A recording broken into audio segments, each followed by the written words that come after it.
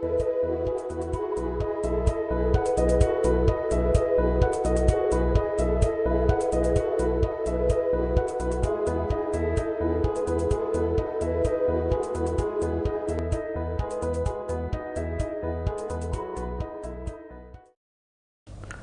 alaikum, I'm Jibran Sheikh, and in today's lecture we're going to talk about country risk premium.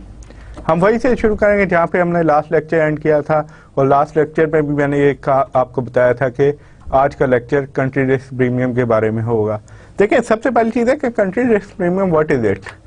पहली चीज़ तो ये है कि हमने देखना है कि ये है क्या, और उसके साथ साथ we're gonna go through as soon as we go through this lecture you should be able to know क्या इसकी एप्लीकेशन रियल वर्ल्ड में क्या है।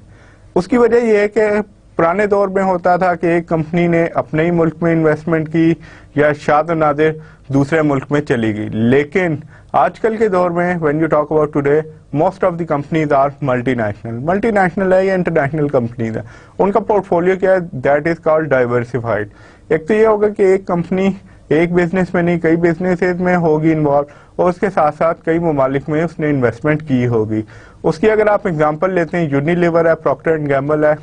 जिसकी सेगमेंट्स और कंपनीज आपको पूरी दुनिया में मिलेंगी। So we can start with country risk premiums में सबसे पहली चीज है historic. When you talk about historic risk premium,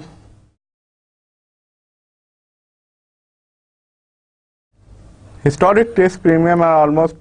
impossible to estimate. पहली लाइन से ये चीज़ वाज़ेह होती है कि हिस्टोरिक रिस्क प्रीमियम का इशू क्या होता है, क्योंकि जैसे जैसे इकोनॉमिक कंडीशन और फाइनेंशियल कंडीशन दुनिया की चेंज होती है तो रिस्क प्रीमियम वगैरह भी चेंज होते रहते हैं। और हिस्टोरिक रिस्क प्रीमियम का इशू ये भी आता है कि एज कंपनी मेच्योर्स और जैसे जैसे जिस इकोनॉमी में वो काम कर रही है वो मेच्योर होती है या वो अप होती है या डाउन जाती है, तो उसी तरह कंपनी का भी प्रॉब्लम्स क्रिएट हो जाते हैं with respect to the capital raising. यानी कैपिटल रेजिंग में जो हमारा मेन इशू है दैट इज कॉस्ट। हमेशा से रहा है कॉस्ट का कि कॉस्ट हमारी कितनी या तो बढ़ जाएगी या कम हो जाएगी। और इससे कॉस्ट से रिगार्डिंग अगर आप बात करते हैं तो कॉस्ट कौन सी है, कॉस्ट ऑफ कैपिटल, जो कि कॉस्ट ऑफ इक्विटी या कॉस्ट ऑफ डेट की सूरत में हमें मिलती है। और उसके एक और वजह ये भी है, ये जो पहली लाइन दी हुई है कि इम्पॉसिबल, उसकी वजह ये है कि इन सेवरल कंट्रीज, जैसे एग्जांपल लेते हैं जहाँ पे फाइनेंशियल मार्केट्स या तो एग्जिस्ट ही नहीं करती थी या अब सूनर और रादर देन लेटर यानी कि अभी उसने फॉर्म हुई है। उसकी एक एग्जांपल आपकी अफगानिस्तान होगी। फॉर एग्जांपल एक कंपनी अगर अफगानिस्तान में जाना चाहती है, अपनी वो करना चाहती है या कंपनी स्टैब्लिश करना चाहती, तो उसमें आप देखें they it has got no history as such, उसकी कोई हिस्ट्री नहीं है फाइनेंशियल मार्केट्स वगैरह के हवाले से। और इसी तरह एक एग्जांपल थी लिबिया की, ऑल्दो कि वो काफी ऑयल रिच कंट्री था एंड एवरीथिंग, लेकिन प्रॉब्लम क्या था कि इन ऑलमोस्ट इन 2007 एंड 8 उसकी फाइनेंशियल मार्केट स्टैब्लिश हुई थी। जैसे पाकिस्तान में कराची स्टॉक एक्सचेंज है, if you go back developed world की अगर बात करते हैं तो उसमें ये stock exchanges they been there since 17th century, यानी कि 1600 से में ये स्टैब्लिश हो गई थी ये स्टॉक एक्सचेंज और लिमिटेड कंपनी। जबकि when you talk about developing countries तो उनमें ये हिस्ट्री बहुत रिसेंट है, यानी maximum that would be 50 years और some in most cases that would be less than 50 years, यानी 20-25 साल उसे एस्टैब्लिश हुए हैं। इसमें देखें इमर्जिंग मार्केट्स की बात की। इमर्जिंग मार्केट्स में हमेशा वो मुल्क होंगे जो कि अभी तरक्की कर रहे हैं या तरक्की उनकी स्टार्ट हुई है। जैसे आपकी बात करते तो इमर्जिंग कंट्रीज में मलेशिया वगैरह इंक्लूड कर दिए जाते हैं, and to some extent least developed countries पहले या थर्ड वर्ल्ड कंट्रीज होते थे जैसे पाकिस्तान, इंडिया वगैरह। इसमें देखें, इसमें हम एक चीज करते हैं, वो क्या है कि हम यूएस प्रीमियम को हम क्या कहते हैं बेस के तौर पे ले रहे हैं। उसकी वजह क्या है, यूएस मार्केट काफी स्टैब्लिश है और इंटरनेशनली एक किस्म की dollar is considered as international currency, यानी कि although on paper it's not international currency, लेकिन क्या है कि आपको तकरीबन दुनिया में ज्यादातर जो डिनोमिनेशन मिलेगी बॉन्ड्स वगैरह की वो डॉलर में ही आपको मिलेगी। और USA it's all the largest economy on the globe, दुनिया की सबसे बड़ी इकोनॉमी है। इस वजह से और डायरेक्टली और इनडायरेक्टली हर कंट्री का कोई ना कोई इससे रिलेशनशिप है, या अगर यूएस में कोई प्रॉब्लम होती है तो उसका फॉल आउट पूरी दुनिया पे आता है। जैसे उसका रिसेंट फाइनेंशियल क्राइसिस जो था, यानी 2007-8 का जो फाइनेंशियल क्राइसिस था, उसमें आप देख लें कि यूएस की इकोनॉमी में या अमेरिका की इकोनॉमी में प्रॉब्लम आई तो उसका पूरी दुनिया पे उसका इम्पैक्ट आया था। इसमें देखें जो पॉइंट्स है, रिलेटिव इक्विटी मार्केट अप्रोच है एक, जिसमें हम क्या करते हैं कि उसकी जो भी हम कंट्री देख रहे हैं या मुल्क देख रहे हैं, उसकी इकोनॉमी की अगर बात करते हैं या उसका रिस्क प्रीमियम वगैरह कैलकुलेट करना हो तो हम उसका क्या करते हैं, वॉलेटिलिटी चेक करते हैं with respect to US market, यानी यूएस मार्केट से कंपेयर करते हुए उसकी वॉलेटिलिटी चेक करते हैं कि यूएस मार्केट में लेट्स सपोज कितनी वॉलेटिलिटी है और उस मार्केट में कितनी वॉलेटिलिटी है। इसमें देखें the second one is country bond approach. इसमें क्या करते हैं हम, बेस्ड अपॉन डिफॉल्ट स्प्रेड, इसमें हम यूज करते हैं कि उस कंट्री का default spread is what is it, यानी कि डिफॉल्ट के क्या चांसेस हैं, या डिफॉल्ट अगर कंपनी मुल्क का, जैसे कंपनीज बॉन्ड इश्यू करती हैं या डेट रेज करती हैं, इसी तरह ममालिक भी डेट रेज करते हैं। ज्यादातर ये यूरो मार्केट में की जाती हैं। उसमें होता है कि फॉर एग्जांपल पाकिस्तानी गवर्नमेंट को पैसा चाहिए तो क्या करेगी, इंटरनेशनल मार्केट्स में वो यूएस डिनोमिनेटेड बॉन्ड्स वगैरह फ्लोट कर देगी, जिसपे उसे क्या देना पड़ेगा, इट हैज टू पे इंटरेस्ट, और बड़ी बड़ी कॉर्पोरेशन और इंडिविजुअल्स और इन्वेस्टर ग्रुप्स वो बॉन्ड्स वगैरह बाई करते हैं। इसमें पहले की जहां तक बात आती है, उसमें अगर आप देखें तो risk premium of US multiply by ये that is called sign of standard deviation.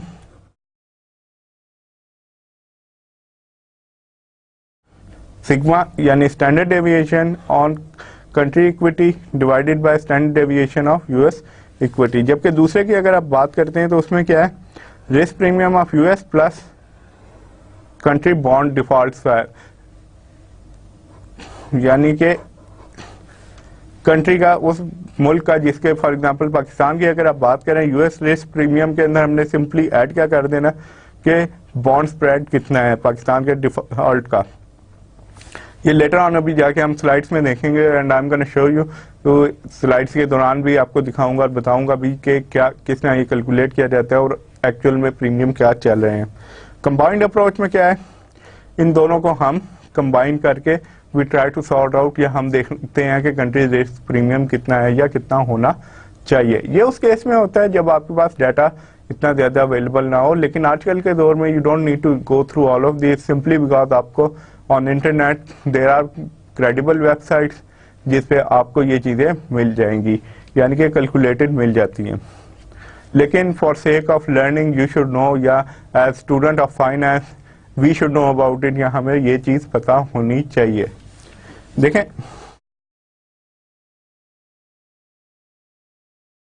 देखें इसमें जो है कि डिफरेंट कंपनीज होंगी, डिफरेंट डिग्री ऑफ उसका रिस्क होगा। For example if you talk about it कि एक टेक्सटाइल मिल का क्या रिस्क एक्सपोजर होगा और at the same time petroleum company का क्या रिस्क एक्सपोजर होगा विद रिस्पेक्ट टू पाकिस्तान, तो उसमें क्या होगा, या दुनिया में भी होगा, तो उसमें एक चीज कंफर्म है कि आपकी पेट्रोलियम कंपनी को हमेशा रिस्क कम होगा, सिंपली बिकॉज उसकी वजह क्या होती है कि पेट्रोल इज अ प्रोडक्ट जो कि हर बंदे ने यूज करना है या डेली बेसिस पे यूज होता है। इकोनॉमीज ग्रो करेंगी तो उनकी सेल वगैरह पे कोई खास फर्क नहीं आएगा। तो ओनली प्रॉब्लम कुड बी कि एकदम से अगर प्राइसेस अप या डाउन होती हैं, तो उसका भी एक चीज है कि यार अगर प्राइसेस अप हो जाती हैं पेट्रोलियम की या क्रूड ऑयल की, तो क्या होगा, that would be transfer to, वो किसे चला जाएगा, ट्रांसफर हो जाएगा कस्टमर को हो जाएगा। अल्टीमेटली कंपनी के थोड़ा बहुत सेल्स वगैरह का लॉसेज होगा, लेकिन ज्यादा वो लॉसेज नहीं होंगे। जबकि अगर आप टेक्सटाइल इंडस्ट्री की बात करते हैं तो लेट्स सपोज जैसे पाकिस्तान में अभी एनर्जी का क्राइसिस है या आपका बिजली का बहरान है, उससे क्या प्रॉब्लम होगी कि टेक्सटाइल इंडस्ट्री वालों की प्रोडक्शन वगैरह बहुत मुतासिर हो रही है, और उनका प्रॉब्लम एक और ये कंपाउंड हो जाता है या उसका बढ़ जाता है कि वो अगर उनकी कॉस्ट ऑफ प्रोडक्शन बढ़ती है तो कंज्यूमर को एकदम से पास ऑन नहीं कर सकते। उसकी वजह क्या है कि वो क्या होगा, कंज्यूमर लेट सपोज के एक पाकिस्तानी टेक्सटाइल मिल है, वो उसने कॉस्ट ऑफ प्रोडक्शन एकदम से इंक्रीज हुई, उसने कंज्यूमर पे के लिए कपड़े की प्राइसेस बहुत ज्यादा बढ़ा दी, तो क्या करेंगे consumer, they can always opt for imported clothing या इम्पोर्टेड कपड़े की तरफ वो चले जाएंगे और उस कंपनी को बहुत ज्यादा लॉसेस होने के चांसेस है। जहां तक इसकी बात आती है, इसमें एक एग्जांपल जो आपको दी गई है that is Brazilian firm,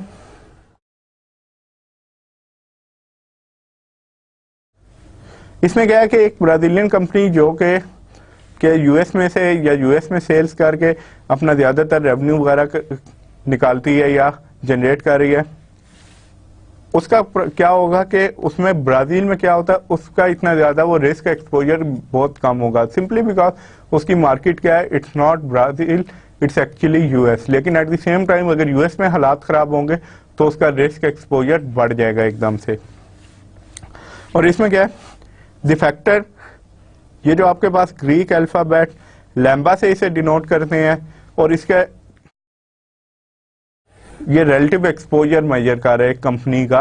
with respect to the home economy और the foreign economy.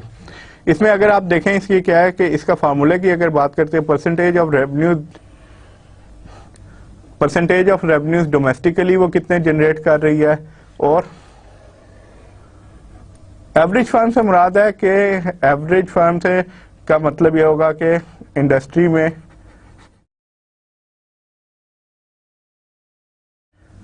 Industrial average, यानी कि एक कंपनी है, यही वाली कंपनी लेते हैं फॉर इंस्टेंस, मैं इसे कह देता हूँ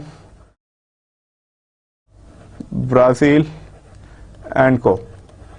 ब्राज़ील एंड को है, तो ये लेट्स सपोज के कितने परसेंट, मैं कहता हूँ ये 10% रेवेन्यूज जो है ये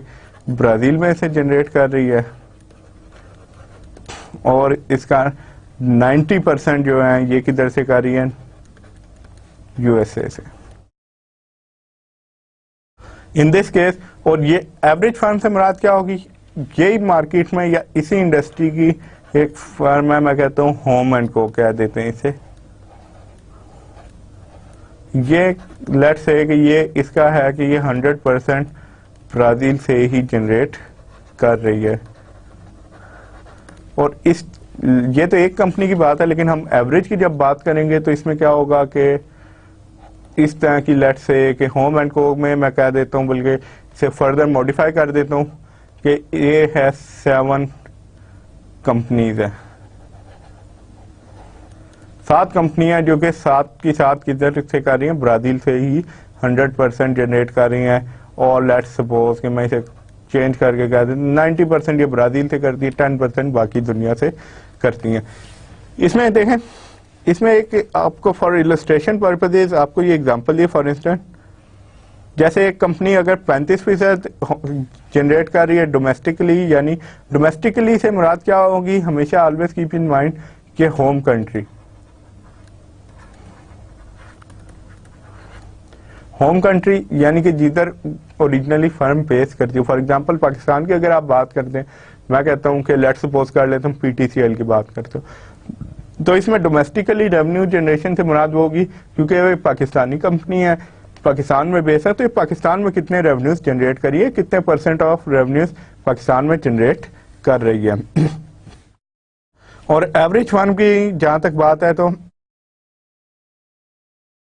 एवरेज मैं कहता हूं कि यही होम एंड को वाली कह देता हूं कि रादर देन 90% ये 70% अपने रेवेन्यू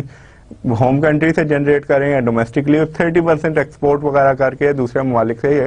रेवेन्यूज जनरेट कर रहे हैं। इसका जब लैम्बा की हम कैलकुलेशन करते हैं तो ये क्या है कि दैट इज 35% बाय 70%, तो ये कितना आ जाता है 0.5। तो इससे क्या मुराद है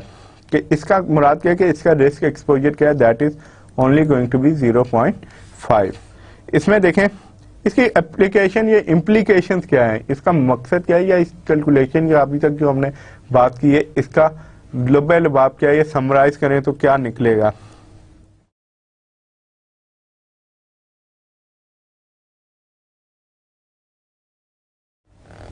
that is the most important thing you need to keep in mind कि कंपनी का रिस्क एक्सपोजर किधर होता है या डिटरमिन किस तरह किया जाता है। इट्स नॉट कि बिजनेस या मुल्क किस मुल्क में काम करिए या उससे वो ज्यादा इंपॉर्टेंट रादर देन कि किस मुल्क की company. For example Pakistani company अगर यूएई यानी दुबई और कतर वगैरह में कोई बेस कर रही है तो उसका रिस्क एक्सपोजर पाकिस्तान में अल्लाह ना करे हालात खराब होते हैं, उसका बल्क ऑफ बिजनेस दुबई में है, तो क्या होगी, it would almost be immune, यानी वो काफी हद तक इम्यून होगी, सिंपली बिकॉज तो उसका बिजनेस मेनली इफेक्ट किधर होगा,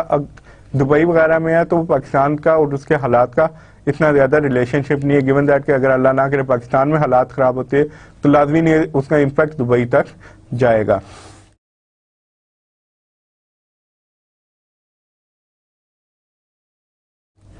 and if you look at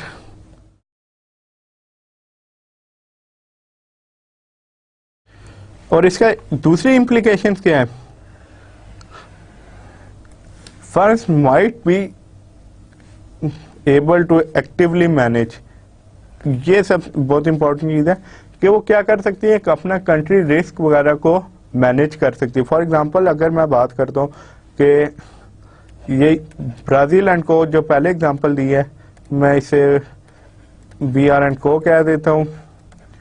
और इसका क्योंकि हमने कहा था कि ये लेट्स से कि 90% बिजनेस इसका किधर था, या revenue generation was in USA.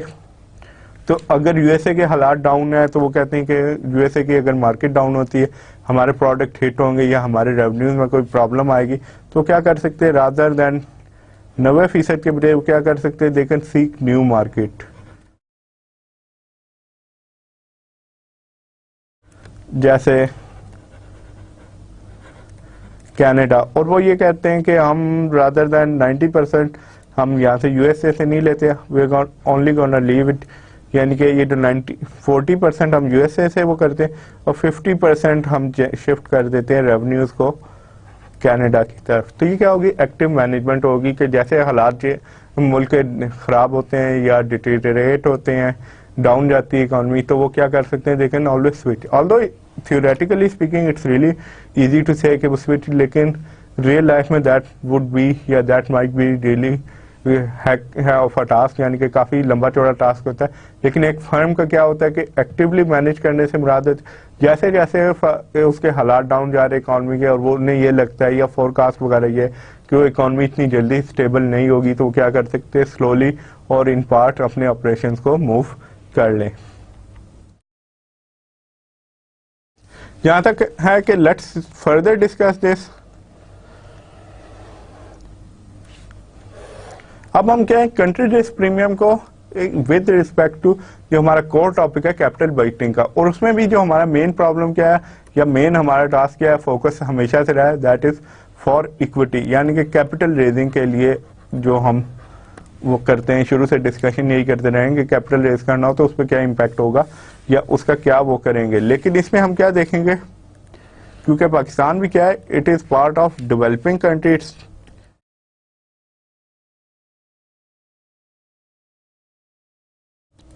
It's not a developed country, developing countries में इसे भी इंक्लूड किया जाता है, तो उसके लिए हमारे क्या वो होगा या हम क्या वो कर सकते हैं डेवलपिंग मार्केट से। एक तो ये होगा कि कैपएम को हम यूज करेंगे सिंपली फॉर से, क्योंकि at this level you should keep in mind कि CAPM we are gonna use it till the end. Besides के हमने इसके काफी फ्लॉज वगैरह भी, एडवांटेजेस भी डिस्कस किए, लेकिन for purpose of this course we are gonna stick with CAPM at the moment.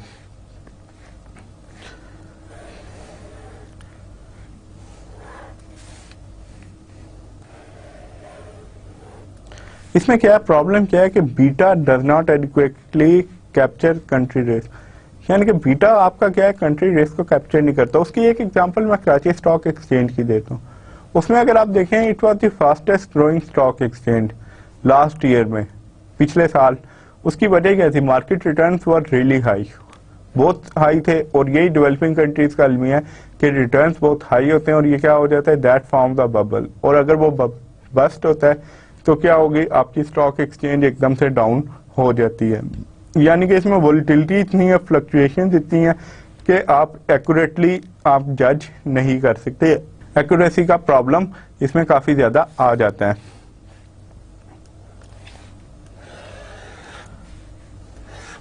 इसमें देखें हम क्या करते हैं, क्योंकि हमने अभी भी ये बात की है कि यार ठीक है प्रॉब्लम होता है, लेकिन हम उसे कैसे कैप्चर कर सकते हैं for purpose of our calculation, या कैलकुलेशन में हम किस तरह से इंक्लूड कर सकते हैं उसका इम्पैक्ट। तो उसके लिए हम क्या करेंगे, सॉवरेन यील्ड स्प्रेड को हम देखेंगे या उसे हम इंक्लूड कर लेंगे। सॉवरेन यील्ड स्प्रेड होता क्या है, that is given here, difference in yield between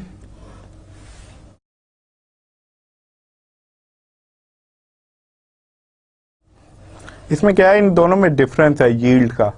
developing country का with respect to developed country.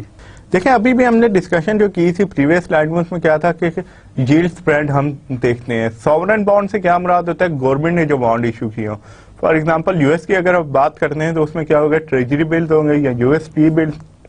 और पाकिस्तान की बात करते हैं तो पाकिस्तानी गवर्नमेंट ने जो बॉन्ड्स वगैरह इशू किए होते हैं, हम उसका क्या देखते हैं, यील्ड का डिफरेंस देखते हैं। लेकिन you have to keep in mind, एक चीज आपने ध्यान में रखनी है कि वो ये है,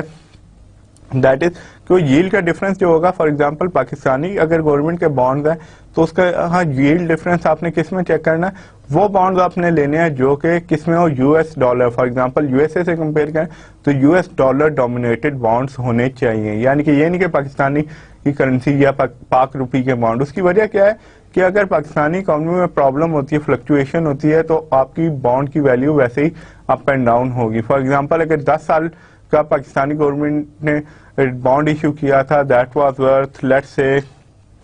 फॉर सेक ऑफ आर्ग्यूमेंट मैं यहाँ पे लिख देता हूँ कि 10 इयर्स बॉन्ड इशू किया था, दैट वाज वर्थ, एक बॉन्ड जो था वो 100 रुपए का था, सपोज कर लेते हैं हम, 10 इयर्स बॉन्ड था। इसका जो था, इस पे जो यील्ड थी, मैं कहता हूँ कि ये 15% थी पर एनम। जबकि अगर यही बॉन्ड, अगर आप बात करते हैं कि ये पीकेआर में था और उस टाइम पे एक्सचेंज रेट जो था,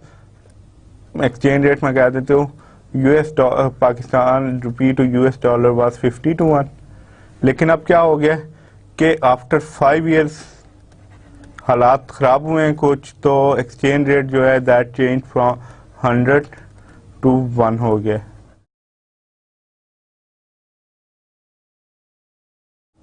यूएस डॉलर। तो इसमें क्या होगा, आपकी यील्ड वगैरह that would be wiped out. Simple सी बात है यार, वो वाइप आउट हो जाएगी। और इस वजह से क्या है कि अगर यही, लेट्स से कि यही बॉन्ड जो था that was worth 100 US dollars, मैं कहता हूँ कि ये बॉन्ड रुपया में नहीं डॉलर में था, तो उससे क्या होगा, फ्लक्चुएशन हो भी तो इट डज नॉट मेक, ये जो बॉन्ड होल्डर होगा उसे ये करेंसी रिस्क एक्सपोजर का टेंशन नहीं होगी या उसे परवाह नहीं होगी, सिंपली बिकॉज पाकिस्तानी गवर्नमेंट ने अगर ये इशू किया था यूएस डॉलर में, 100 यूएस डॉलर का था, तो यील्ड अगर उसने कहा था कि पाकिस्तानी गवर्नमेंट ने प्रॉमिस की थी दैट वाज 15%, तो क्या 15% ही होगी। और एंड में जब ये रिडीम करेंगे बॉन्ड तो that would B 100 US dollars, यानी कि जितने मर्जी का डॉलर हो आपने 100 यूएस डॉलर ही पाकिस्तानी गवर्नमेंट को देने पड़ेंगे। इस चीज को क्या है, कैप्चर करने के लिए हम क्या करते हैं, कैपएम का वही फार्मूला है जो हमने प्रीवियसली भी डिस्कस किया था, उसमें क्या कर देते हैं, एक चीज ऐड करते हैं, दैट इज सीआरपी। सीआरपी क्या है, that is country risk premium. इसमें देखो, इसमें एक चीज है कि जितनी वॉलेटाइल होगी मार्केट उतना रिस्क प्रीमियम क्या हो जाएगा, सीआरपी इंक्रीज हो जाएगा। उसकी वजह क्या आती है, वॉलेटिलिटी की वजह से वहां पे लोग इन्वेस्टर्स वगैरह का भी इतना ट्रस्ट नहीं होता। इसमें हमने क्या किया है, द सेम थिंग, लेकिन रिस्क फ्री रेट में एक हमने एडिशन की है। इसका क्या मतलब होगा कि दैट वुड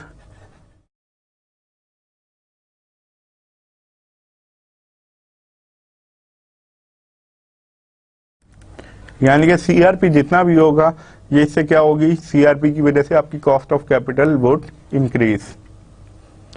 कैलकुलेशन सीआरपी की अगर आप बात करते हैं, सिंपल कैलकुलेशन है, इट्स नॉट दैट डिफिकल्ट। इसमें क्या होगा, sovereign yield spread multiply by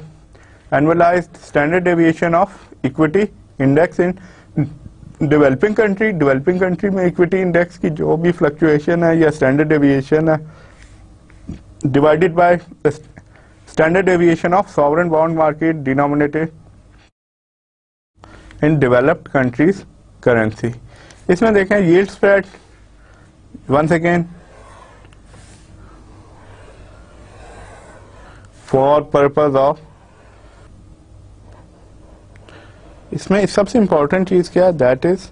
similar maturities। You have to keep in mind कि सिमिलर मेच्योरिटी की वजह क्या है कि डिफरेंट मेच्योरिटी अमाउंट होंगे, उनका यील्ड स्प्रेड या स्प्रेड वगैरह भी डिफरेंट होगा। Let us go through one example जिससे that would be make your concept bit clear, या कॉन्सेप्ट क्लियर करने में थोड़ी आसानी होगी गिवन दैट कि आप कैलकुलेशन वगैरह इसकी जब देखेंगे। तो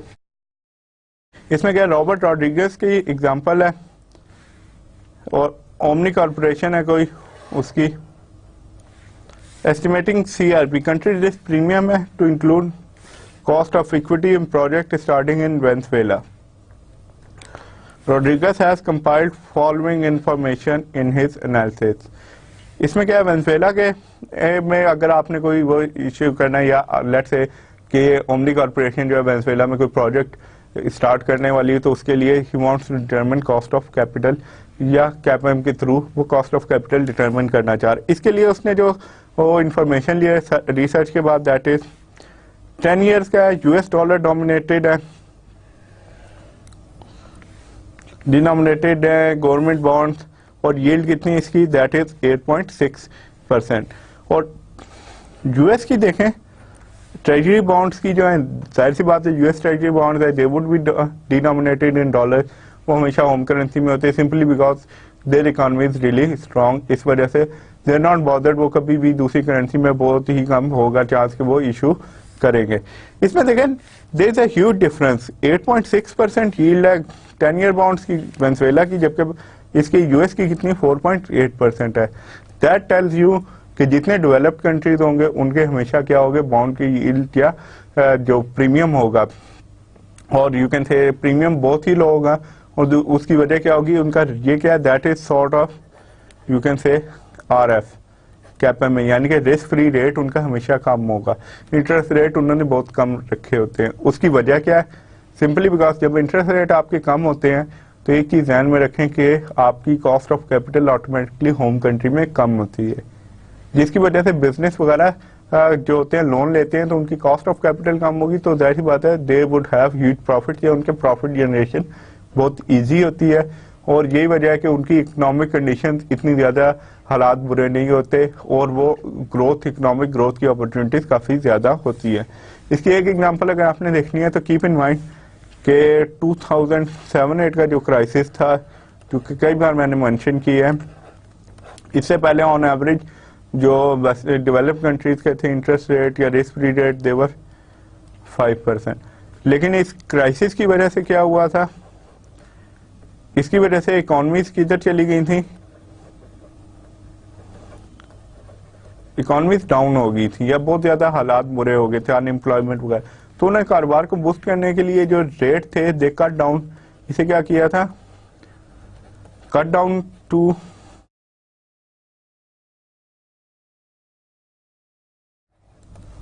इवन के 1% से भी कम कई कंट्रीज जैसे यूके वगैरह ले गए थे, इवन USA का भी राउंड अबाउट 1% के पास आ गए, सिंपली बिकॉज वो अपने कारोबार या उन्हें क्या करना चाहते थे, उन्हें बूस्ट करना चाहते हैं इकोनॉमी को रिवाइव करने के लिए। इसमें देखें एनुअलाइज्ड स्टैंडर्ड डेविएशन इंडेक्स की कितनी है दैट इज रियली ह्यूज 32%, यानी 32% वोलेटिलिटी है, या स्टैंडर्ड डेविएशन से मुराद ये है कि उसमें अप्स और डाउन्स आ रहे हैं। और एनुअलाइज और डिनोमिनेटेड बॉन्ड्स की कितनी है दैट इज 22% है, सिंपली बिकॉज उसकी वजह क्या होगी, US बॉन्ड्स की ये जो है US dollar denominated 10 year government bond, उसकी वजह भी यही होती क्योंकि इकोनॉमी स्टेबल नहीं होती, इस वजह से इसकी भी जो रिटर्न वगैरह that would always go up and down. Project beta that is 1.25, expected return on market कितने 10.4% है, रिस्क फ्री रेट 4.2 है। तो आपने करना क्या है, सबसे पहले CRP कैलकुलेट करना है और उसके बाद कॉस्ट ऑफ इक्विटी कैलकुलेट करनी है। Now we are gonna see how it is solve, या इसके सोल्यूशन देखेंगे। उसके लिए हमने क्या किया, सॉवरेन यील्ड स्प्रेड जो है दैट इज ये हमने यहाँ पे देखा है, ये हमने पहले भी कहा था क्या होता है डिफरेंस होता है। तो हमने क्या किया है कि इसका और इसका जो हमारी फिगर्स हमारे पास दी हुई हैं 8.6 का और इसका, इन दोनों का, यानी कि उसकी वजह क्या है, हमने ये क्यों लिया सॉवरेन स्प्रेड जो है that is because both are in US dollar, ये दोनों बॉन्ड किस में US डॉलर में डिनोमिनेट किए गए हैं, यानी कि वेनेजुएला वाले भी है वो भी US डॉलर में आपको पेमेंट करेगा और इवन US डॉलर का ऑब्वियसली वो भी US डॉलर में करेगा। तो इसका हमने डिफरेंस लिया है डिवाइडेड बाय 0.32, ये जो वेनेजुएला की इंडेक्स की थी और इसकी फ्लक्चुएशन या स्टैंडर्ड डेविएशन जो थी, और इसे हमने जब किया है तो we get the answer of 0.53। इसमें देखें कॉस्ट ऑफ इक्विटी अब कैलकुलेट करनी है तो हमारे पास जो मिसिंग फिगर थी बीटा ऑलरेडी हमारे पास गिवन था, that was 1.25, risk free rate 4.2% था, रिटर्न ऑन मार्केट भी आपको दिया गया था and that was written on market अगर आप देखें तो दैट वाज ओवर हियर 10.4%।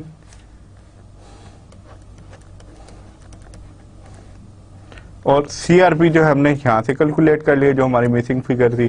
तो जब हम इस वैल्यूज को पुट करते हैं तो हमारे क्या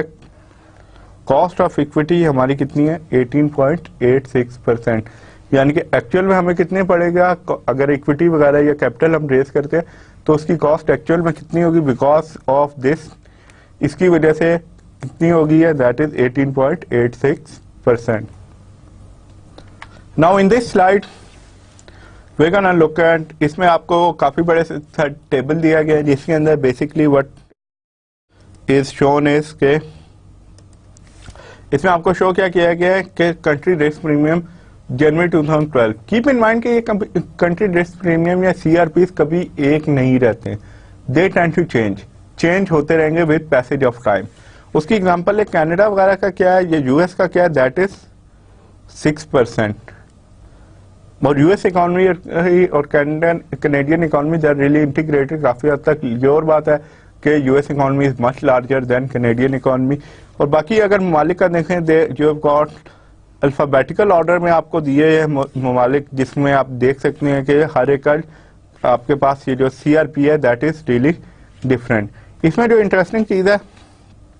that is if you look eight Pakistan, जो कि यहाँ पे आपको दिया गया है सीआरपी आपके पास कितना है 15% है। जबकि अगर हम देखें अपने हमसाया मुल्क का तो लेट अस फाइंड दैट, इसमें अगर आप देखें दूसरे ममालिक का, फॉर एग्जांपल अगर आप कहते हैं कि जी हमने we want to know about India के अगर आप बात करते हैं तो वेयर इज इट गोइंग, ये देखें इसमें एक चीज है कि ये सऊदीया का दिया है, जो कंट्रीज हमें थोड़ी होती है बहरीन का,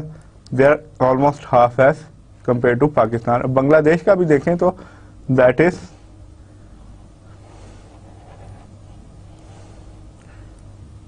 चाइना का देखें वंस अगेन काफी low as compare to Pakistan.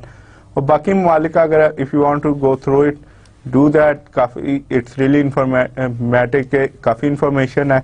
जिसमें आप you can always go through it, तो आपको काफी बेहतर अंदाजा हो जाएगा कि किस कंट्री में कितनी इन्वेस्टमेंट को आपकी कितना खतरा हो सकता है या आपकी कॉस्ट ऑफ कैपिटल कितनी बढ़ेगी।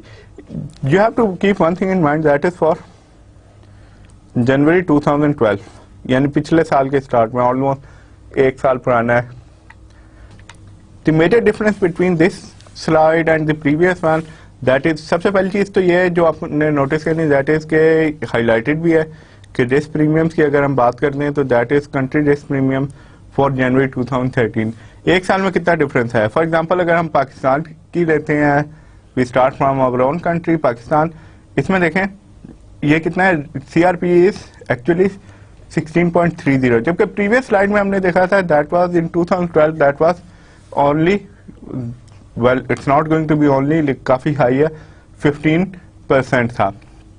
इसके अलावा देखें if you look at other countries, maximum जो आपके पास जा रहा है इधर that is really almost you can search through it, लेकिन आई डोंट थिंक इससे ज्यादा किसी का होगा। Now if you look onwards, इसमें देखें एक चीज जो दी गई है कि ब्लैक में जो आपको फिगर्स दी गई हैं, फॉर एग्जांपल ये कौन सी है, that are your actually equity risk premium and the red ones are country risk premium. और इसमें क्या लिया गया है कि इसमें नॉर्थ अमेरिकन कंट्रीज को, जिसमें स्पेशली कनाडा और यूएसए को देखें तो इसका कितना है 5.80, जबकि previously that was 6%। Previous slide में अगर आप देखें देवर 6%, यानी कि ओवरऑल दुनिया में जो स्टैंडर्ड हमारे पास है तो यूएसए का जो हमने पहले भी जिक्र किया था it has gone down, slightly नीचे हुआ है, जबकि पाकिस्तान वगैरह की बात करें तो इसमें in case of Pakistan that has gone up. उसकी वजूहत क्या है, well they are not hidden, basically problem क्या है पाकिस्तान की, the basic problem in Pakistan is once again terrorism, जबकि दूसरी तरफ देखें बांग्लादेश की बात करते हैं तो इसका कितना है, दैट इज 10.63 और प्रीवियसली कितना था 10.88 था, यानी कि इसका थोड़ा सा slightly it has come down. उसकी वजह क्या है कि इसमें टेररिज्म और दूसरी तरह के प्रॉब्लम्स नहीं है एज कम्पेयर टू पाकिस्तान। इसमें देखें हम देखेंगे क्या bond rating and default swap, we are going go into dynamics, उसकी डायनामिक्स में जाएंगे। उसकी वजह क्या है, you will see in later slide. उसकी वजह यह है कि हमने क्या देखना है, हमने सिंथेटिक रेटिंग वगैरह के लेटर ऑन डिस्कस करना है in this lecture. Synthetic rating कैसे कैलकुलेट की जाती है और उसकी क्या इंपॉर्टेंस है विद रिस्पेक्ट टू जो हमारा टॉपिक है, यानी कि कॉस्ट ऑफ कैपिटल से रिलेटेड। रेटिंग एजेंसीज की जहां तक बात है, डिफॉल्ट रिस्क, यानी कि एक फॉर एग्जांपल पाकिस्तान का डिफॉल्ट का क्या है, क्या चांसेस है कि पाकिस्तानी गवर्नमेंट अपने बॉन्ड्स पे या डेट्स पे डिफॉल्ट करती है। उसकी वजह क्या है, हिस्ट्री में यू कैन सर्च, इंटरनेट पे सर्च कर सकते हैं, बुक्स वगैरह में भी you will find plenty of countries जिन्होंने पास में डिफॉल्ट किया है, यानी कि बॉन्ड्स वगैरह पे या अपने सॉवरेन डेट्स पे। उसकी एक एग्जांपल रशिया थी, 1990s में उसने किया था, रशियन गवर्नमेंट ने अपने ही जो उसने नोट्स वगैरह या बॉन्ड्स इशू किए थे गवर्नमेंट ने, उस पर क्या कर दिया था, उन्होंने कहा था कि वी नॉट गोना पे, या सिंपली उन्होंने डिफॉल्ट कर दिया था। और यही प्रॉब्लम आजकल ग्रीस वगैरह में भी चल रही है कि वो रादर देन डिफॉल्ट वो क्या कर रहे हैं, रीशेड्यूल कर रहे हैं या रीस्ट्रक्चर करना चाह रहे हैं अपने सॉवरेन डेट्स को। पाकिस्तान के साथ भी ये हुआ है, पाकिस्तान ने आज तक डिफॉल्ट तो नहीं किया लेकिन रीस्ट्रक्चरिंग 80s में भी हुई है और लेट 90s और काफी बार रीस्ट्रक्चरिंग डेट्स वगैरह की करता रहा है पाकिस्तान। इसमें क्या है, रेटिंग रिफ्लेक्ट क्या करती है, पॉलिटिकल एंड इकोनॉमिक स्टेबिलिटी। देखें 2012 और 13 में पाकिस्तान में मेजर प्रॉब्लम क्या था, 2012 में पॉलिटिकल टर्मोइल था, काफी ज्यादा चलते रहे केसेस वगैरह गवर्नमेंट पे। और इफ यू रिमेंबर 2012 में या लास्ट ईयर में एक जो प्रॉब्लम हुआ था that was related to Osama bin Laden का जो इशू वगैरह हुआ था। तो ऑल्दो के there some people might say कि यार इसका फाइनेंस से क्या ताल्लुक, वेल इसके नेगेटिव असरात होते हैं हमेशा आपकी इकॉनमी पे, हमारी इकॉनमी पे थे। यही वजह है दैट इज रिफ्लेक्टेड इन कि हमारा जो था CRP that instead of going down यानी 15% से 16% पे आ गया, सिंपली बिकॉज कि हमारी पॉलिटिकल और इकोनॉमिक स्टेबिलिटी इतनी ज्यादा नहीं रही, simply because of war on terrorism और काफी दूसरे एस्पेक्ट्स भी हैं इसमें। We not go into details at this time, इस लेक्चर में हम उसकी डिटेल्स में नहीं जाएंगे। रेटिंग्स क्या करती हैं एक्चुअली, ये आपको जैसे पहले भी जिक्र किया है कि बताती हैं, क्या सिंपल स्नैपशॉट दे देती हैं कि ये कंट्री कितनी ट्रस्टवर्दी है, शुड बी ट्रस्ट या एज इन्वेस्टर क्या हम इसे इस मुल्क में इन्वेस्टमेंट करनी चाहिए या नहीं करनी चाहिए। एक एग्जांपल आपको दी है, इसमें क्या थे, BA1 थी मूडीज की तरफ से, मूडीज, फिच, S&P काफी बेहतर, स्टैंडर्ड एंड पुअर जो एक है S&P, मूडीज रेटिंग करती है, रेटिंग एजेंसी है, फिच है रेटिंग एजेंसी है, इसके साथ काफी है लेकिन ये तीन काफी ज्यादा मशहूर है। इसमें क्या है, ब्राजील की क्या थी, BA1 यानी कि कैपिटल भी है एक and you got small a1, ये डिनोमिनेशन लेटर आप देखेंगे स्लाइड में कि इनका क्या मकसद है। Interest rate of 6%, US treasury bond का कितना था, that day was 3.5%। The yielding a default spread, यानी कि इसका डिफॉल्ट स्प्रेड कितना है, हम डिफॉल्ट स्प्रेड कैसे कैलकुलेट करते हैं कि इसका और इसका इन दोनों का क्या है, यानी कि 3.5% का क्या है, ये बता रहा है कि there are very few chances, यानी कि चांस क्या है कि अगर डिफॉल्ट होता है या, लेकिन इसमें जो डिफरेंस है इन दोनों के अंदर यानी कि 6% में एंड 3.5 यूएस का है, तो ये क्या बताना चाह रहा है कि ये if you compare it to US यानी कि ब्राजील को अगर कंपेयर करें यूएसए से, तो इसका क्या है कि बिकॉज इसके डिफॉल्ट के चांसेस ब्राजील के एज कंपेयर टू यूएसए काफी ज्यादा है। और उसके लिए क्या होते हैं, इन्वेस्टर हमेशा क्या करते हैं, अगर वो रिस्क ले रहे हैं तो क्या मांगेंगे, कॉम्पनसेशन मांगेंगे हमेशा, चाहे वो गवर्नमेंट हो या कंपनी हो। इन दिस केस क्योंकि एक कंपनी भी एक इन्वेस्टर के तौर पर ट्रीट की जा रही है, या हम कहते हैं कंपनी भी एज इन्वेस्टर ही काम कर रही है। तो वो क्या है 2.5% क्या है, ये क्या है टू कॉम्पनसेट हाई रिस्क, क्योंकि ये हाई रिस्क ले रहे हैं एज कम्पेयर टू यूएस में सेफ है और ब्राजील इतना सेफ नहीं है, तो उसकी वजह से ये क्या है, ये क्या हो रहा है, that is sort of you can say risk premium. और इसे हम क्या कहते हैं, सॉवरेन बॉन्ड्स पे जब होता है तो इसे हम कहते हैं डिफॉल्ट स्प्रेड। इसमें देखें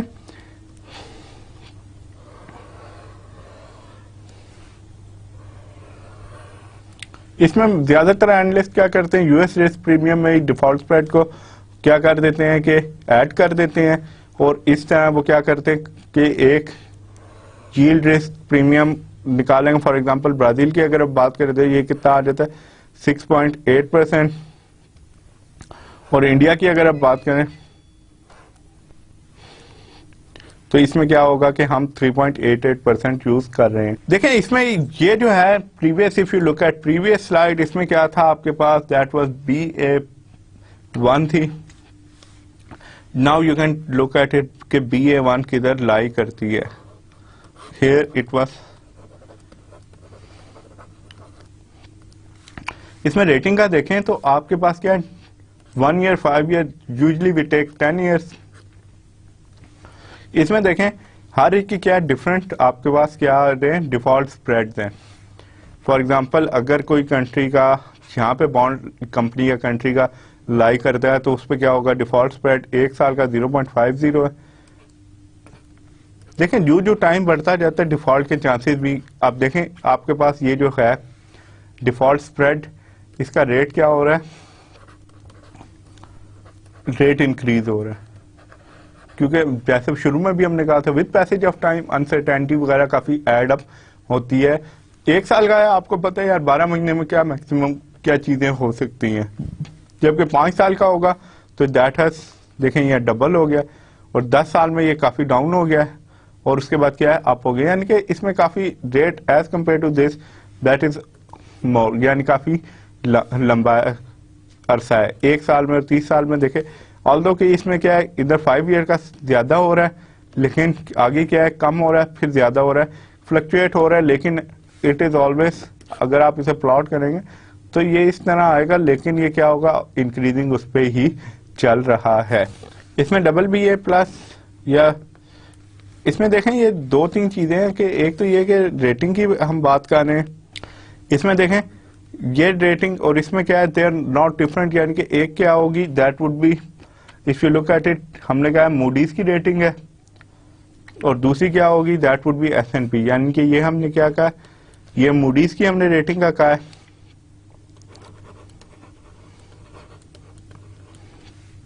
और ये क्या है दैट इज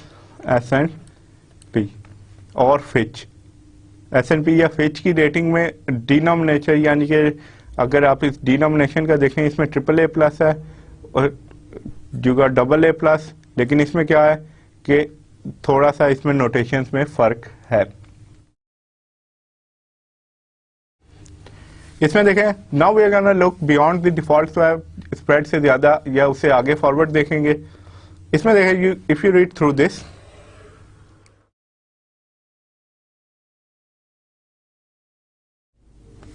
इसमें क्या है कि इक्विटी रिस्क प्रीमियम है हाईली कोरिलेटेड, यानी कि equity risk premium highly correlated है, इनकी कोरिलेशन बहुत अच्छी ज्यादा है। Equity spread to be higher than debt spread, equity spread क्या होगा हायर होगा डेट स्प्रेड से, obviously we have already gone through this.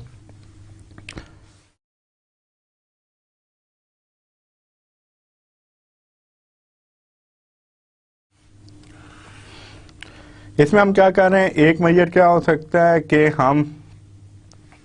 Additional risk है, क्योंकि इक्विटी में एज कंपेयर टू डेट, तो उसके लिए हम क्या करते हैं multiplied with relative volatility, relative volatility से हम इसे मल्टीप्लाई कर देंगे, यानी कि वोलेटिलिटी एक्चुअल में क्या standard deviation of equities divided by standard deviation, यानी कि इन दोनों में जो भी हम कहते हैं कि स्टैंडर्ड डेविएशन है, या इसमें क्या है कि हम जो भी हमारे पास डिफरेंस आ रहा है, यानी कि एक्चुअल में स्टैंडर्ड डेविएशन क्या होगी कि या वोलेटिलिटी क्या होती है कि एक खास रिजल्ट जो आप डिजायर्ड रिजल्ट से ज्यादा या कम हो, यानी फ्लक्चुएशन। इन सिंपल टर्म अगर हम देखें तो इफ यू से कि ये इस तरह का आपको कोई ग्राफ मिल रहा है तो इसका क्या मतलब है, इसमें काफी ज्यादा वोलेटिलिटी अप एंड डाउन जा रहा है as compare to let's say कि इस तरह का कोई ग्राफ है, तो ये काफी स्मूथ है as compare to this one, तो इसमें वोलेटिलिटी वगैरह काफी ज्यादा है। एक और चीज ये है that you have to keep in mind is कि स्टैंडर्ड डेविएशन अगर 10% है तो उसका क्या मतलब है कि रिटर्न आपके जो एक्सपेक्टेड रिटर्न है ये इससे 10% कम भी हो सकते हैं और 10% ज्यादा भी हो सकते हैं। इट गोज बोथ वेज, यानी कि गुड भी हो सकता है बैड भी, लेकिन स्टिल इन्वेस्टर हमेशा प्रेफर किसे करते हैं, स्मूथ हो, यानी कि स्टैंडर्ड डेविएशन जितनी कम हो उतना बेहतर समझा जाता है। इसमें देखें ब्राजील के रिस्क प्रीमियम की हमने बात की है, तो इसमें क्या इक्विटी का दैट वाज 34%, स्टैंडर्ड डेविएशन, और बॉन्ड की जो स्टैंडर्ड डेविएशन है जो ब्राजीलियन करेंसी में डोमिनेटेड है, sorry it's A dollar dominated जो बॉन्ड है, actually it's not Brazilian currency. Default spread इसमें कितना है, 2.5% है, और सीआरपी वंस अगेन ये उसी फार्मूले से हमने कैलकुलेट किया हुआ है, दैट कम्स टू 3.95। इसमें देखें यूएस रिस्क प्रीमियम की अगर आप बात करते हैं तो इसमें क्या है कि we have already got that is this one plus ये जो सीआरपी है, तो हमने क्या किया टोटल रिस्क प्रीमियम ब्राजील का कैलकुलेट करने के लिए यूएस रिस्क प्रीमियम जो 2009 में था और ब्राजील का सीआरपी उसमें ऐड कर दिया, और हमारे पास कितना आ गया risk premium, that is total risk premium for Brazil is 7.83%। इसमें एक चीज आपने देखनी है कि इसमें देखें इट्स नॉट हिस्टोरिकल लेटेस्ट जो उस टाइम का था, फॉर एग्जांपल ये 2009 की हम बात कर रहे थे तो हमने 2009 का ही ऐड किया है, we have not taken it के 2008 का हो। उसकी जैसे मैंने आपको प्रीवियस स्लाइड्स में भी आपको बताया कि 2012 में क्या था, पाकिस्तान की अगर बात करें तो आपका सीआरपी कितना था पाकिस्तान का, दैट वाज 15%, और 2013 में कितना हो गया, दैट इंक्रीज काफी बढ़ गया, दैट वाज 16% से भी ऊपर चला गया। एंड अगर इकोनॉमिक कंडीशंस बेहतर होती है तो हो सकता है कि पाकिस्तान का इंशाल्लाह हम कहते हैं कि फ्यूचर में जाके it goes down something like 10-12 पे आ जाता है एकदम से अगर इकोनॉमिक कंडीशंस चेंज होती है। देखें हम एस्टिमेटिंग कॉस्ट ऑफ डेट का हमने जाहिर बात है एस्टिमेशन प्रीवियसली भी देखी थी, लेकिन हम थोड़े से डिफरेंट एंगल से देख रहे हैं, और वो एंगल क्या होगा लेटर ऑन स्लाइड में you get to know about it. For sake of information and revision, I've included this simple see definitions है।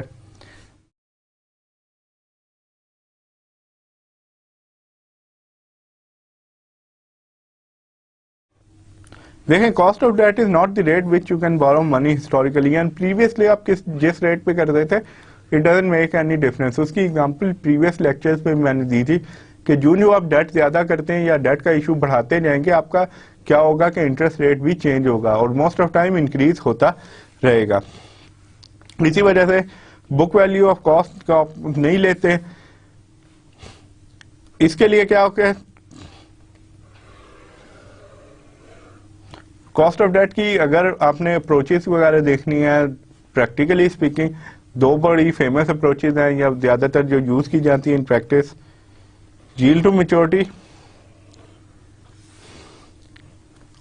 यील्ड टू मैच्योरिटी देखते हैं on state bond issued by company,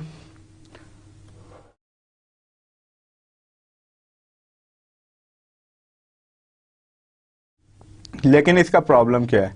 although this is really good measure, लेकिन आपके if you look at even Pakistan की भी बात करें कितनी कंपनीज है आपके पाकिस्तान में जिनके पास ये बॉन्ड होगा, लॉन्ग टर्म बॉन्ड्स होंगे, ये बॉन्ड्स उन्होंने इशू किए होंगे। स्टेट बॉन्ड से मुराद ये है कि उसमें कोई coupon payment after regular interval होती है, कोई एज सच उसमें वो नहीं है कि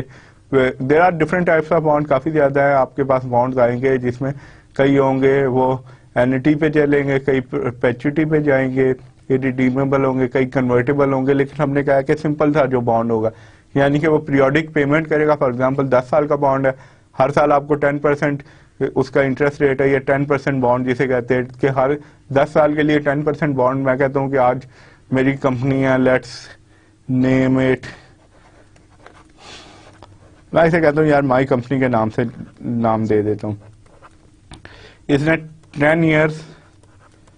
10% बॉन्ड इशू किया है। तो इसका क्या मतलब है, हर साल क्या होगा, एवरी ईयर आई वुड पे यू 10%, जो भी फेस वैल्यू ऑफ बॉन्ड है उसका 10% मैं दूंगा आपको एज इंटरेस्ट, और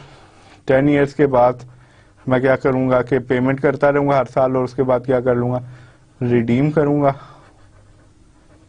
यानी कि इसे कैंसिल करूंगा और आपको जो भी फेस वैल्यू होगी वो भी पे कर दूंगा, यानी लास्ट पेमेंट जो होगी उसमें इंटरेस्ट प्लस फेस वैल्यू होगी। लेकिन बहुत कम कंपनी है जिनके जो ये बॉन्ड इशू करती हैं। और दूसरी चीज क्या है कि it's not only the bond, के बॉन्ड आपने इशू किया कि कितने के कंपनियों के बॉन्ड ट्रेड हो रहे हैं, यार मार्केट में कितने ट्रेड होते हैं, बहुत ही कम होंगे।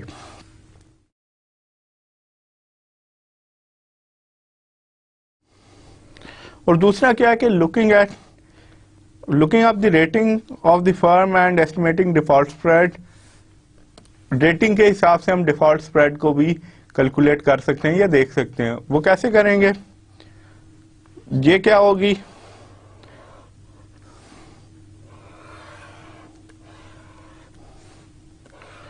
इसमें देखें एक चीज जो है, पहली चीज तो ये है कि वो कैसे करेंगे लेटर ऑन, अभी आप लुक इनटू सिंथेटिक रेटिंग के थ्रू या सिंथेटिक रेटिंग का हम देखेंगे कि उसमें किस तरह ये प्रोसेस होता है या किस तरह किया जाता है। Although I am not gonna talk about the process की हम बात नहीं करेंगे, we only look at the mechanism, basic mechanism होगा जो कि आप इंटरेस्ट कवर रेशियो वगैरह से कैलकुलेट करते हैं, सिंथेटिक रेटिंग कैसे कैलकुलेट करें। जबकि दूसरा पॉइंट इसमें क्या है कि ये बहुत रोबस्ट अप्रोच है, लेकिन प्रॉब्लम क्या है कि एक कंपनी के डिफरेंट बॉन्ड्स हैं। लेट्स से कि माई कंपनी के ये जो हैं मेरे 4, मैं कहता हूँ 4 टाइप्स के मैंने बॉन्ड इशू किए हैं। जो सबसे पहले होंगे मैं कहता हूँ कि लेट्स से कि वो AAA है, और उसके बाद क्या है कि फर्स्ट टाइप या फर्स्ट बॉन्ड थे, फिर सेकंड, एंड वो मैं कहता हूँ ये भी AAA थे, लेकिन थर्ड जब मैंने इशू किए हैं तो मैं कहता हूँ AA पे आ गई, उसकी रेटिंग डाउन हो। और फोर्थ जो इशू किए हैं तो ये इस तरह की कोई रेटिंग बन गई। तो इसमें क्या करना पड़ेगा मुझे, इन सारों की जाहिर सी बात है हर बॉन्ड की डिफरेंट रेटिंग है, और इसी वजह से इनसे एसोसिएटेड रिस्क भी डिफरेंट होगा। तो इसमें मैं क्या करूंगा, जो मैंने बॉन्ड इशू किए हैं देखें तो रिस्क क्या हो रहा है, इंक्रीज हो रहा है, यही वजह कि उसकी रेटिंग भी डाउन हो रही है। और इसमें अब मैं क्या कर सकता हूं कि इनकी मैंने एवरेज लेनी है कि इन सारे बॉन्ड्स की जो भी हमारे पास रेटिंग या रैंकिंग आएगी उसकी एवरेज मैं लूंगा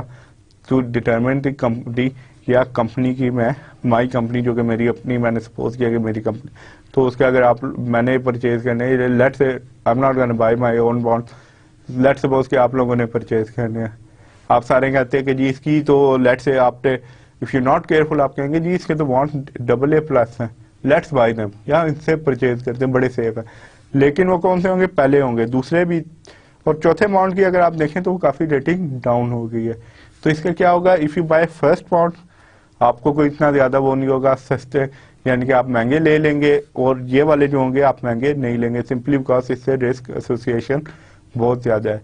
refer back to my previous lecture, और उससे पहले भी मैंने डिस्कस किया था कि कैसे जब हमने जिक्र किया था कॉवेनेंट्स का, बॉन्ड्स वगैरह की जब हम टॉपिक पे बात कर रहे थे, कॉवेनेंट्स का इश्यू डिस्कस किया था कि वो किस वजह से लगाए जाते हैं और उसका क्या मकसद होता है। ये देखें आज हम that is using synthetic rating की हम देखेंगे कि हम किस तरह वो कर सकते हैं।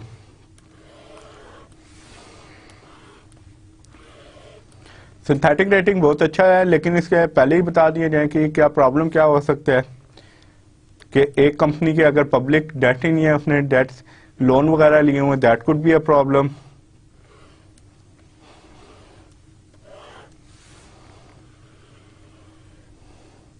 इसमें देखें क्या है, यू कैन हैव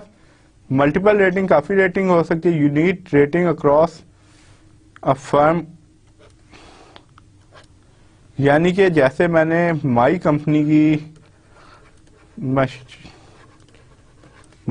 की एग्जांपल दी थी कि फर्स्ट में क्या था, AAA रेटेड थी। तो ये नहीं कि आप कहेंगे जी इसकी सारी डेट ही AAA रेटेड है। इसमें क्या है कि आपने क्या करना है, अक्रॉस देखना है, सेकंड की देखनी है, वो भी AAA थी। थर्ड की अगर बात करते हैं तो ये AA पे आ गई थी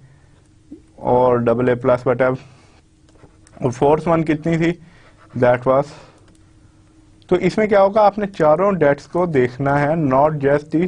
सेफेस्ट। सेफेस्ट क्या होगी, पहली और दूसरी, ये दोनों सेफेस्ट होंगी, और इनमें भी कंपैरेटिवली पहली सीनियर होगी, तो इस वजह से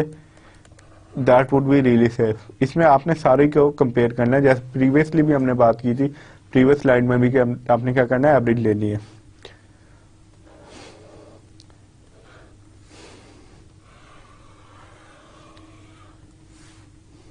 इसमें क्या है कि कॉर्पोरेट बॉन्ड, कंपनी के बॉन्ड होते हैं, कॉर्पोरेट बॉन्ड होते हैं, लेकिन उसमें प्रॉब्लम क्या होता है कि कई फीचर्स ऐसे होते हैं विच आर नॉट लिक्विड, यानी कि वो उसे आप कैश नहीं करवा सकते। तो उसमें क्या होता है, फॉर एग्जांपल इसमें एक चीज हो सकती है, आपको कन्वर्टिबिलिटी का इश्यू आ जाए, यानी कि बॉन्ड आपको इशू किया, मैं कहता हूँ ये जो मैंने माई कंपनी ने, वन सेकेंड उसी की एग्जांपल लेते हैं, मैं थोड़ा इसे शॉर्ट करके लिखूंगा। माई कंपनी ने बॉन्ड इशू किए हैं 1 मिलियन के, फेस वैल्यू इसकी 100 है,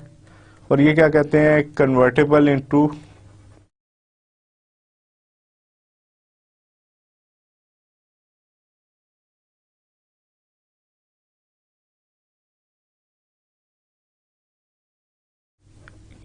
इनटू शेयर्स हैं, या आपको क्या इंटाइटलमेंट दी जा सकती है कि ये आगे जाके क्या होंगे, convertible into shares of 10 each, यानी 10 रुपए का शेयर आपको दूंगा, यानी कि ये क्या होगा, रादर देन पेइंग 100, मैं आपको 100 रुपए देने के बजाय क्या करूंगा कि आपको 10 शेयर दे दूंगा, और ये क्या है, नॉन ट्रांसफरेबल है, या ट्रांसफर नहीं किए जा सकते। इस तरह के हजारों किस्म के आपके पास ऑप्शन होंगे अटैच टू दिस बॉन्ड, और उसमें कई होंगे कि दे आर लिक्विड, यानी कि आप उसे क्या कर सकते हैं, सेपरेटली इसे बेच सकते हैं। फॉर एग्जाम्पल मैं आपको कहता हूँ कि यू हैव गॉट राइट, क्योंकि आपने मेरा बॉन्ड लिया एज थैंक यू नोट, मैं आपको ये कह देता हूँ कि यार ठीक है, अगर आप जब 5 साल बाद अगर कंपनी शेयर जो इशू करेगी सबसे पहले आपको दिया जाए, या जो भी शेयर है कंपनी नई इशू करेगी, अगर आप लेने आते क्योंकि आपने मेरे बॉन्ड परचेज किया एज टोकन ऑफ एप्रिसिएशन, मैं आपको कहता हूँ कि मैं आपको 10% और 15% डिस्काउंट दे दूंगा, that would B one thing. वो क्या होगी, अगर सेपरेबल ऑप्शन है तो वो क्या होगी, ऑप्शन आप सेपरेट करके बेच भी सकते हैं, लेकिन अगर वो क्या होगी, लिक्विड ऑप्शन नहीं है, यानी कि आप नहीं बेच सकते, तो उसका कोई फायदा नहीं होगा।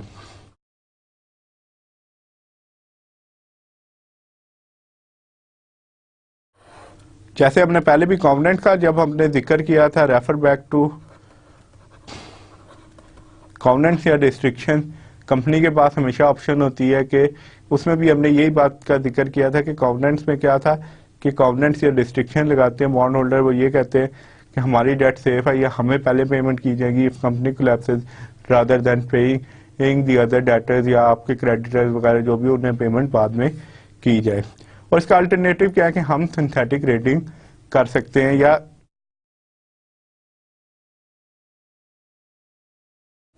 और हम इसका क्या कर सकते हैं, अल्टरनेटिव के तौर पे सिंथेटिक रेटिंग के साथ उसकी कॉस्ट ऑफ डेट को कैसे कैलकुलेट करें, बेस्ड अपॉन दैट रेटिंग, उसके हिसाब से हम कोई ना कोई क्राइटेरिया या मेजर ले लेंगे, उस हिसाब से आपकी रेटिंग कैलकुलेट करेंगे।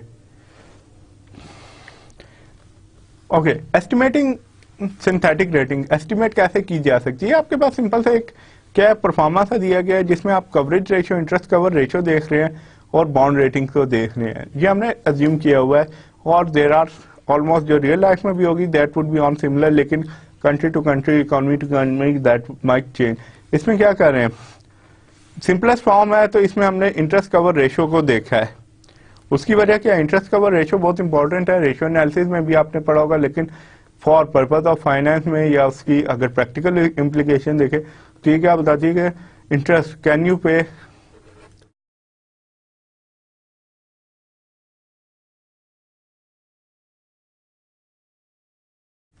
देखें कैन यू पे इंटरेस्ट और नॉट। फॉर एग्जांपल आपकी इंटरेस्ट कवर रेशियो 5 है, 5 टाइम्स है, तो इसका क्या मतलब है कि आपके if you increase your debts को इफ यू इंक्रीज कर देता हूं मैं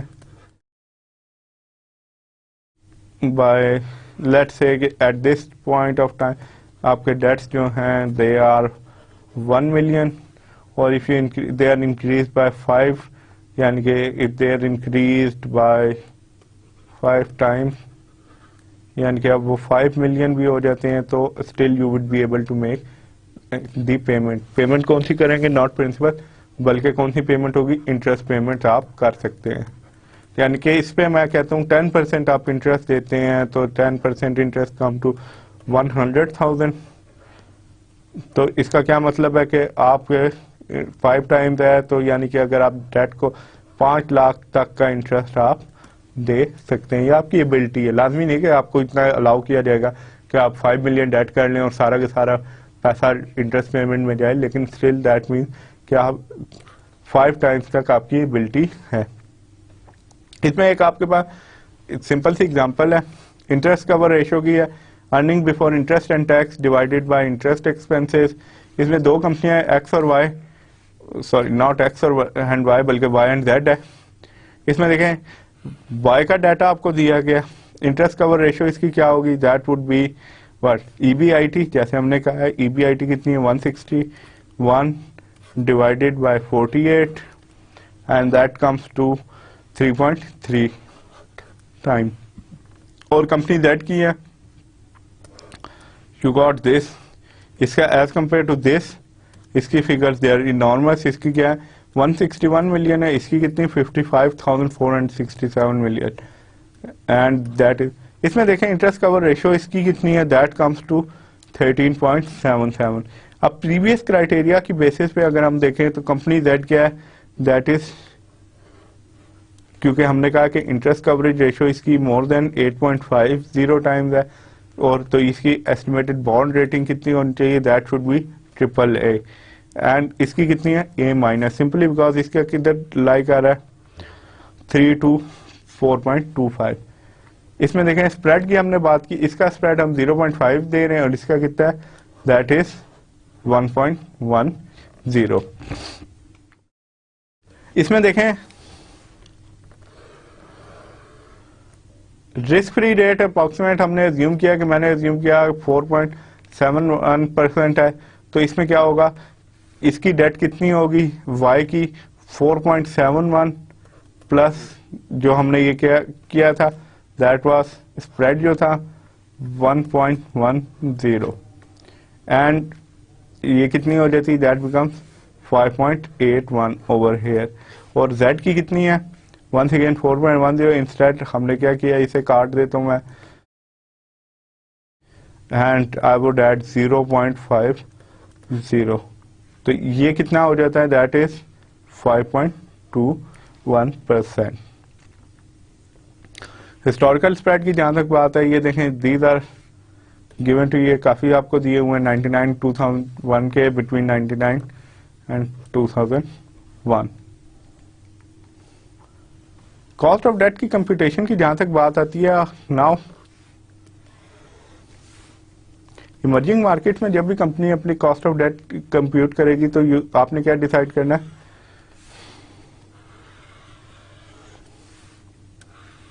that is the major question.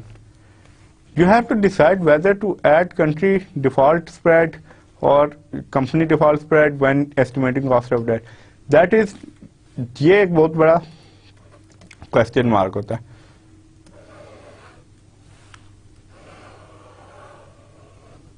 और एक और प्रॉब्लम क्या हो जाता है कि for example companies like companies operating in Pakistan, जहाँ पे क्योंकि पाकिस्तान की economic condition there were not good last few years में, बहुत हालात ख़राब हुए इकॉनमी के, और उसकी वजह से क्या है कि डिफ़ॉल्ट रिस्क वगैरह पाकिस्तान का, प्रीवियसली भी हमने देखा था कि 2012 और 13 में क्या डिफरेंस था। 12 में आपके पास 12% था, और सॉरी नॉट 12%, 15% था, और 13 में कितना हो गया था? That went up to 16.3, almost 16.30 पे पहुंच गया था। तो उसमें क्या होता है कि आपके पास कंट्री का, कंपनी ने सिर्फ वो बर्डन नहीं जो अपनी रेटिंग के हिसाब से नहीं, बल्कि कंट्री डिफॉल्ट रिस्क भी उन्हें काफी ज्यादा ये भी बर्डन आता है। For example estimated at country default risk, उसका एस्टिमेट किया कंपनी वाई के लिए हमने के एज्यूम किया 5.25 है, रेटिंग ए माइनस, तो उसके लिए क्या होगा, कॉस्ट ऑफ डेट, उसकी कॉस्ट ऑफ डेट क्या एक्सपेक्ट की जाएगी, यानी कि उसकी किस रेट पे people will be, let's say कि मैं कहता हूँ इन्वेस्टर्स जो हैं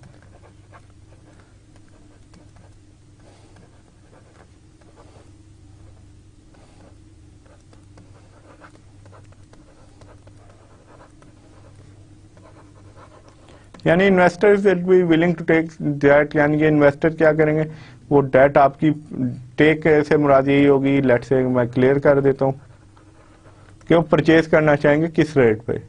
तो उसके लिए हमने रेट कैलकुलेट किया, तो उसमें क्या था, यूएस ट्रेजरी बॉन्ड का रेट 4.71, कंट्री डिफॉल्ट स्प्रेड कितना है 5.25, और इसके बाद क्या कंपनी का डिफॉल्ट का कितना है स्प्रेड, दैट वाज 1.10। ये वही कंपनी है, कंपनी वाई जिसकी हमने बात की थी। इसमें देखा कंपनी का क्या है, these two could be, you can say कि ये क्योंकि इंटरनेशनली स्टैंडर्ड के तौर पे हमने लिया था, इसमें क्या है, इन दोनों के ऑलमोस्ट इसके बराबर ये कंट्री डिफॉल्ट स्वैप भी है, या कंट्री का एक जिस मुल्क में है वो वोल्टाइल है, तो वोल्टिलिटी की वजह से उसका क्या है कि कंट्री की वोल्टिलिटी या कंट्री में इकोनॉमिक कंडीशंस अच्छी नहीं है, तो उसका क्या खमियाजा किसे भुगतना पड़ा, फर्म को, और उसका कितना हो गया, that has gone up to, अब उसकी कॉस्ट ऑफ डेट या वो कितनी होगी, एटलीस्ट मिनिमम जो इन्वेस्टर मांगेगी दैट वुड बी 11.6%। इसमें देखें ये आपके पास दिया हुआ है, कॉस्ट ऑफ इक्विटी की अगर आप बात करेंगे तो ये क्या है, दैट इज इवन लार्जर। इसमें देखें मैच्योर मार्केट प्रीमियम और country risk premium, mature market premium is actually 4.5, country risk premium कितना, अर्जेंटीना की एग्जांपल ली गई है तो इसमें 15.38।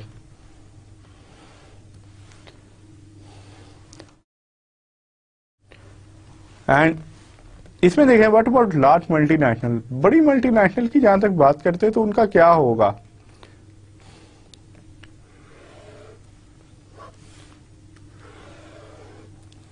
देखें इसकी एग्जांपल मैंने आपको दी थी एक टाइम पे माइक्रोसॉफ्ट की। अगर कभी इसकी आप बॉन्ड का रेट देखें, that would be almost something like not more than 5% होगा ऑन एवरेज, ऑलमोस्ट इक्वल किसके है, let's say almost equal to US T bills. उसकी वजह क्या है, क्योंकि जितनी बड़ी कॉर्पोरेशन होती है उन्हें एक बहुत बड़ा एडवांटेज होता है या एज होती है कि वो ऑलमोस्ट बहुत ही कम रेट पे या ऑलमोस्ट रिस्क फ्री रेट के आसपास ही या उसी रेट पे वो क्या कर सकते हैं, अपनी डेट रेस कर सकते हैं। उसकी वजह से क्या होगा, छोटी फर्म का तो आप हमेशा जैसे हमने कंट्री रिस्क प्रीमियम वगैरह वो करें, लेकिन बड़ी कंपनी या मल्टीनेशनल कंपनी का क्या होगा, इनका बिजनेस इतना ज्यादा डाइवर्सिफाई होगा कि आप देखेंगे कि उनके बॉन्ड्स वगैरह की जो डेट की जहां तक बात आती है तो वो डेट का क्या होगा कि उनकी बहुत ही कम वो इंटरेस्ट रेट दे रहे हैं, सिंपली बिकॉज एक तो डाइवर्सिफिकेशन की वजह से पूरी दुनिया में उन्होंने कारोबार फैलाया हुआ है। इस वजह से एक अगर मुल्क में हालात खराब होते तो यही होता है कि उसका इतना ज्यादा इम्पैक्ट कंपनी पे नहीं आता। इसकी एग्जांपल ले, जैसे मैंने आपको माइक्रोसॉफ्ट दी है, इसके अलावा अगर आप जाएं आए दूसरी कंपनीज देखें तो दैट वुड बी आपके ब्रिटिश अमेरिकन टोबैको और इस तरह की दूसरी जो इंटरनेशनल कंपनीज है वो आप देख सकते हैं, शेवरॉन हो सकती है, Exxon Mobil, companies like this. Large firm के लिए आप क्या कह सकते हैं,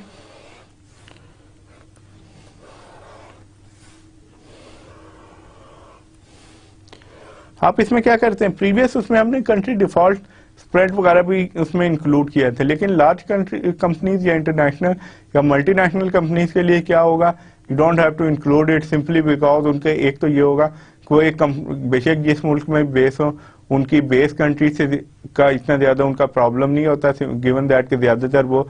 क्या होंगी डेवलप्ड कंट्रीज में ही बेस्ड होती हैं और इवन डेवलपिंग कंट्री में बेस होगी। फॉर एग्जांपल अगर आप एग्जांपल लेते हैं कि OGDCL की, तो उसने क्या किया था, न्यूयॉर्क स्टॉक एक्सचेंज और लंदन स्टॉक एक्सचेंज पे भी उसके क्या है उसने बॉन्ड्स वगैरह फ्लोट किए थे। इसी तरह इंडिया की अगर एग्जांपल ले तो there are plenty of groups जैसे टाटा ग्रुप वगैरह और आदित्य बिरला है और काफी इस तरह के ग्रुप्स हैं जो कि क्या है कि although they are based in India, लेकिन वो क्या है कि they can easily raise their debts का बॉन्ड्स रेस कर सकते हैं, न्यूयॉर्क स्टॉक एक्सचेंज में भी करते हैं और दूसरे भी इंटरनेशनल स्टॉक एक्सचेंज या डेवलप कंट्री के उससे वो बॉन्ड रेस करते हैं। बिलीव इट और not, they pay lot less premium as compare to the company जो कि पाकिस्तानी कंपनी, सिंपली बिकॉज एक तो वो बड़ी बहुत है और दूसरा उन्हें कोई इतना ज़्यादा इशू नहीं है, उनकी मार्केट या रेपुटेशन इतनी अच्छी है दुनिया में और around the world and local market कि उन्हें इतना ज़्यादा प्रॉब्लम नहीं होता। And we are gonna leave it here and